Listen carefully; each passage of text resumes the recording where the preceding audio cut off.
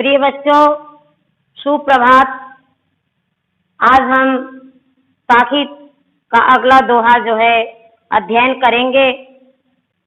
दोहा है, यह ऐसा संसार है जैसा सेंबल फूल। यह ऐसा संसार है जैसा सेंबल फूल। दिन 10 के व्यवहार को झूठे रंग न भूल, झूठे रंग न भूल। यही अवसरी चेत्या नहीं, पशु जो पाली दे। यही अवसरी चेत्या नहीं, पशु जो पाली दे। राम नाम जा नहीं, अंति पड़ी मुख खे, अंति पड़ी मुख खे। यह तन काचा कुंभ है, लिया फिरे था साथ। यह तन काचा कुंभ है, लिया फिरे था साथ। ढबका लागी फूट गया, कछु न आया हाथ, कछु न आया हाथ।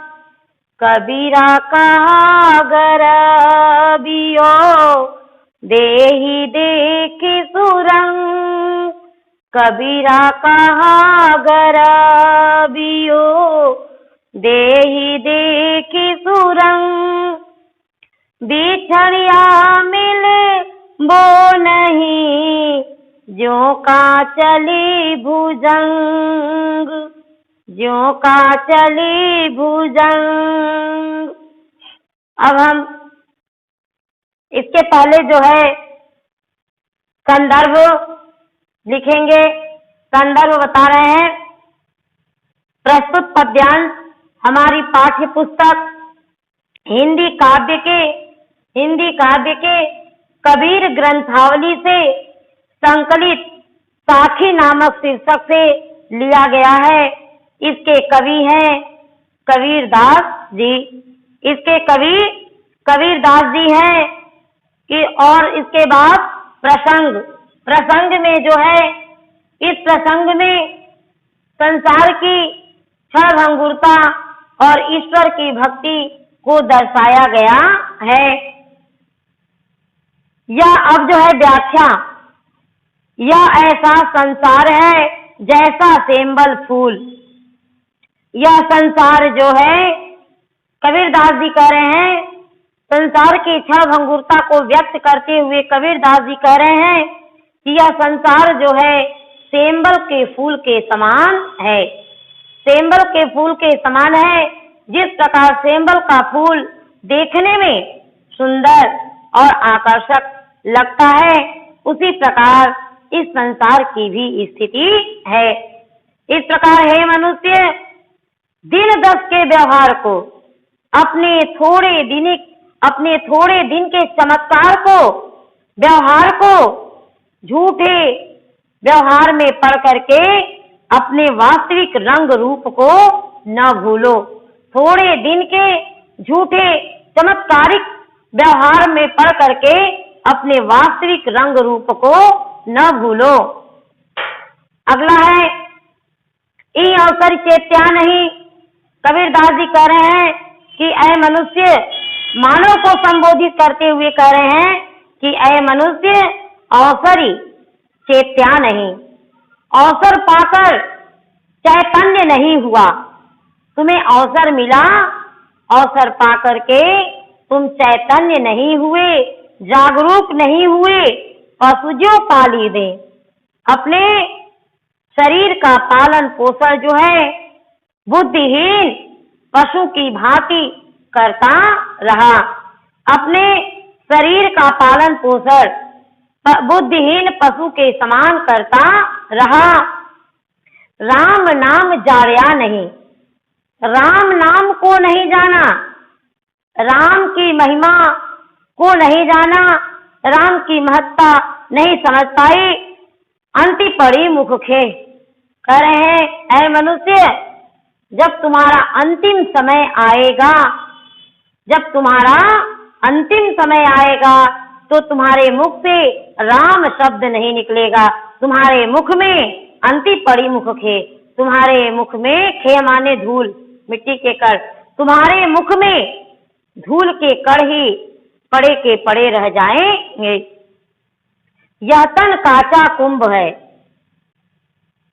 फिर जो है कबीरदास एक जीव को, मानव को संबोधित करते हुए कह रहे हैं कि ऐ मनुष्य, यह तन काचा कुंभ है, यह शरीर जो है कच्चे घड़े के समान है।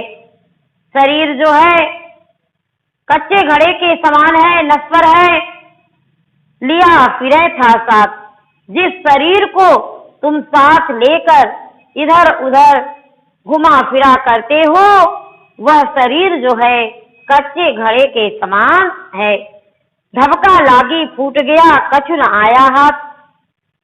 जिस प्रकार से कच्चा घड़ा थोड़ा सा धक्का लगने पर टूट जाता है और उसमें का समस्त पदार्थ जो है बिखर जाता है, कछु न आया हाथ, और कुछ भी हाथ नहीं आता है, उसी प्रकार यह शरीर भी है।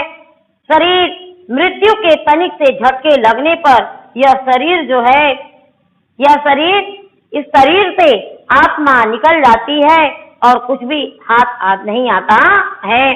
इस प्रकार कबीरदास के कहने का उद्देश्य यह है कि यह शरीर, जिस शरीर से तुम इतना प्रेम करते हो, अगर तुम भगवान की भक्ति में अपना मन लगाते, तो भगवान की भक्ति में अपना मन लगाते तो तुम्हारा वास्तव में उद्धार हो जाता। अगला दोहा है, कबीरा कहा गरबियो देही देखी सुरंग। कबीरदास जी कह रहे हैं कि मनुष्य जो है अपने सुंदर रंग रूप को देखकर बहुत ही गर्व करता है, घमंड करता है। इसलिए मानव को संबोधित करते हुए कबीरदास जी कह रहे हैं कि देही देखी सुरंग। ऐ मनुष्य, अपने देही, अपने शरीर के सुरंग, सुंदर रंग रूप को देखकर बहुत ही गर्व करते हो। अपने सुंदर रंग रूप, अपने सुंदर शरीर को देखकर गर्व क्यों करते हो? बिछड़िया मिलबो नहीं, ज्यों कांचली भुजंग। यह शरीर जो है बिछड़ने पर उसी प्रकार नहीं मिलता है, उसी प्रकार नहीं मिलता है जिस प्रकार से सर्प जो है अपना केंचली, अपना आवरण जो है एक बार छोड़ देता है, फिर उसे धारण नहीं करता है। उसी सर्प की भांति मनुष्य के शरीर से जब आत्मा जो है निकल जाती है तो पुनः शरीर में धारण नहीं करती। तो कहने का मतलब है, कबीरदास जी के कहने का मतलब है कि जिस शरीर से तुम इतना प्रेम करते हो, वह शरीर जो है नश्वर है, सर्वभंगुर है। वह शरीर जो है नश्वर है। यही स्थिति जो है संसार की भी है। इस प्रकार कबीरदास जो है क्षणभंगुरता को व्यक्त करते हुए और ईश्वर की महत्ता को, ईश्वर की भक्ति और महत्ता को यहाँ पे दर्शाया है। अब जो है काव्यगत सौंदर्य, काव्यगत सौंदर्य में यह है, देखा जाएगा कि इसमें रस कौन सा है, अलंकार कौन है, भाषा कौन है और गुण क्या है। तो रस जो है इसमें शांत रस है, रस जो है शांत रस है। अलंकार जो है उपमा है, अनुप्रास अलंकार है। भाषा जो है सदुक्कड़ी भाषा है, ब्रज भाषा जो है सदुक्कड़ी भाषा है और गुण जो है माधुर्य गुण है। इस प्रकार अगर न समझ में आया हो तो फिर हम इसका जो है दोबारा अर्थ बता दे रहे हैं। ध्यान से सुनिए। यह ऐसा संसार है कबीरदास जी कह रहे हैं यह संसार जो है सेंबल के फूल के समान है। यह संसार सेंबल के फूल के समान है। जिस प्रकार सेंबल का फूल देखने में सुंदर और आकर्षक लगता है, उसी प्रकार यह संसार भी है। 10 के व्यवहार को झूठे रंग न भूल। कबीरदास जी का कहना है कि थोड़े दिन के चमत्कार को, वास्तविक रंग रूप को न भूलो। कबीरदास जी कह रहे हैं कि यह मनुष्य अवसर पाकर चैतन्य नहीं हुआ, पशुओं के समान अपने शरीर का पालन पोषण करने में लगा दिया, राम नाम को भी नहीं जाना। जब तुम्हारा अंतिम समय आएगा तो तुम्हारे मुख से राम शब्द नहीं, तुम्हारे मुख में धूल और मिट्टी पड़े के पड़े रह जाएंगे। यह शरीर जो है कच्चे घड़े के समान है, जिसे तुम साथ लेकर घुमा फिरा करते हो। तनिक से धक्का लगने पर यह मिट्टी का घड़ा फूट जाता है और समस्त पदार्थ उसमें से बिखर जाता है और कुछ हाथ भी नहीं आता है। उसी प्रकार यह शरीर की भी दशा है। मृत्यु का तनिक सा झटका लगा, शरीर से आत्मा निकल जाती है और कुछ भी साथ नहीं आता है। कबीरदास जी कहते हैं कि अपने सुंदर रंग रूप को देखकर ऐ मनुष्य तुम गर्व क्यों करते हो? सुंदर रंग रूप को देखकर गर्व क्यों करते हो? यह संसार जो है नश्वर है, उसी प्रकार तुम्हारा शरीर भी नश्वर है। यह बिछड़ने पर उसी प्रकार नहीं प्राप्त होगा जैसे सर्प जो है अपने केतु को, अपने आवरण को एक बार छोड़ देती है, फिर उसे ग्रहण नहीं करती है। तो यह शरीर जो है मृत्यु का तनिक सा झटका लगने पर साथ छोड़ देता है और फिर जो है कुछ भी हाथ नहीं आता है। फिर आज के लिए इतना ही। फिर जो है अगला साखी जो है कबीर ग्रंथावली से संकलित किया गया है, आज समाप्त हुआ। फिर जो है अगला अध्याय दूसरे वीडियो में दे देंगे। धन्यवाद।